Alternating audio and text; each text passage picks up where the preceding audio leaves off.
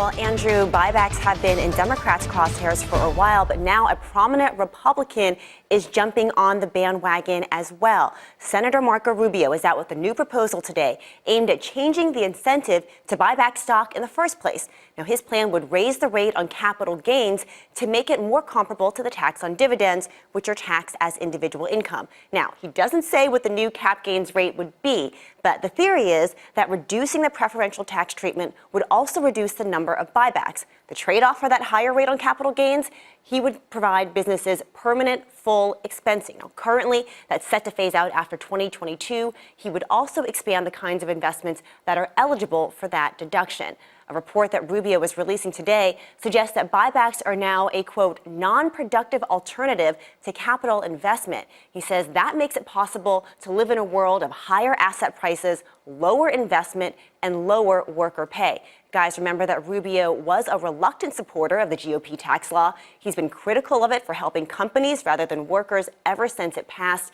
This plan fixes what he is calling a, quote, missed opportunity. Back over to you. Elon, I'm trying to understand the new twist on this because Marco Rubio was out in December on the buyback issue, actually, interestingly, ahead of Sanders and Schumer. I'm looking at a tweet on this. He says back then he was saying we should tax buybacks the same as we do dividends and instead favor investing in U.S. jobs by expanding full expensing and making it permanent. Is this just an extension of that conversation?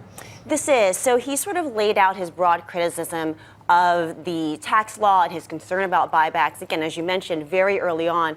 What he's doing now is directly linking an increase in the rate on capital gains to full expensing. One would, in other words, pay for the other, and using that as the trade-off that he's proposing in order to limit stock buybacks going forward. If your stock is cheap and you don't, and it's a better deal than something else, it makes sense. If it's not, if it's not, you got no other ideas. You know, one of the things that happened was when cash-based bonuses for CEOs got unpopular and it was performance-based, we went into stock. Well, right. If it was based to earnings per share and you buy back shares, you that's what I'm talking about. And if it's based on, but if it most of it no, but if it's based on stock appreciation, right. if you retire more stock so that you own more of the company, CEOs have an incentive to Absolutely. do buybacks for their own compensation. Right. That was one of the unintended consequences of taking away cash compensation. Right. What's the unintended consequence of this plan? What do you mean? How's this going to screw things up? Like everything has unintended consequences.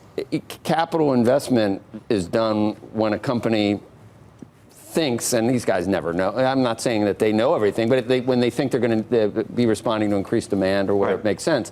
And to just try to induce, there may be some tax things to where you could induce that, I think, but usually you want to let companies decide on their own what's best without sticking your nose. Look, if the tax structure is already stilted, then you are already off putting incentives for one behavior over another. I mean, right. I'm just not willing to say all buybacks are bad or all buybacks are good. I'm not either. But we do currently we incentivize buybacks over dividends, right? I mean, the tax structure is set up that way.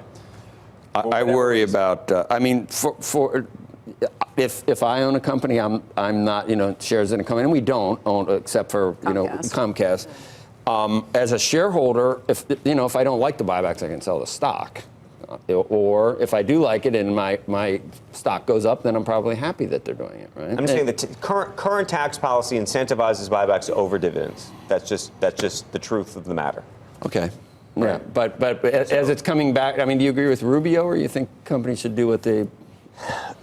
Rubio is an outlier on a lot. It's not clear to me that buybacks are a terrible thing. I think we've talked about it. I think if there's underfunded pensions, I think that oftentimes there is a perverse incentive to pursue buybacks over other things. Would I prefer a dividend back?